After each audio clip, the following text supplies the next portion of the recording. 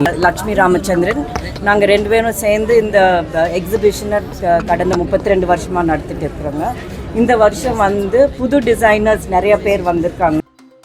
38 ஆண்டுகளாக கைவினை கலைஞர்கள் மற்றும் நெசவாளர்களின் முன்னேற்றத்திற்காக தமிழ்நாடு கைவினை குழு செயல்படுகிறது. இந்த அமைப்பு சென்னை இந்திய கைவினை குழு மற்றும் உலக கைவினை குழு ஆகியவையுடன் இணைந்து செயல்படுகிறது. சிருஷ்டி 2025 நிர்வாக குழு மற்றும் உறுப்பினர்களால் ஒழுங்குபடுத்தப்படும் இந்த கண்காட்சி கடந்த 27 ஆண்டுகளாக கோவை மக்களை பெரும் வரவேற்பு பெற்று வருகிறது. கைவினைஞர்கள், நெசவாளர்கள் மற்றும் அவர்களுடன் இணைந்து பணியாற்றும் வடிவமைப்பாளர்களின் தனித்துவமான படைப்புகள் இங்கே காட்சிப்படுத்தப்படுகின்றன. இந்த கண்காட்சியில் பூர்வீக நெசவுகள் மற்றும் கைவினை திறனை கொண்டாடும் நோக்கில் ஜவுளி, புடவைகள், ஆண்கள், பெண்கள், குழந்தைகள் அணியும் ஆடைகள், விலையுயர்ந்த நகைகள், வீட்டு அலங்காரம், வீட்டு துணி, வாழ்க்கை முறை ஆபரணங்கள் என பல கைவினை பொருட்கள் விற்பனைக்கு வைக்கப்பட்டுள்ளன. இவ்வாண்டு முதல் முறையாக பல புதிய லேபிள்கள் அறிமுகமாகின்றன.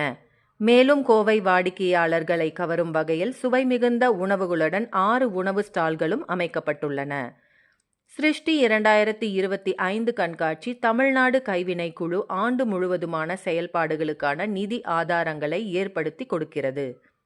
இங்கிருந்து பெறப்படும் வருமானம் கோவையில் நடைபெறும் வருடாந்தர கைவினை பஜாரில் கைவினைஞர்களுக்கு வழங்கப்படும் மானிய நிதியாக பயன்படுத்தப்படுகிறது.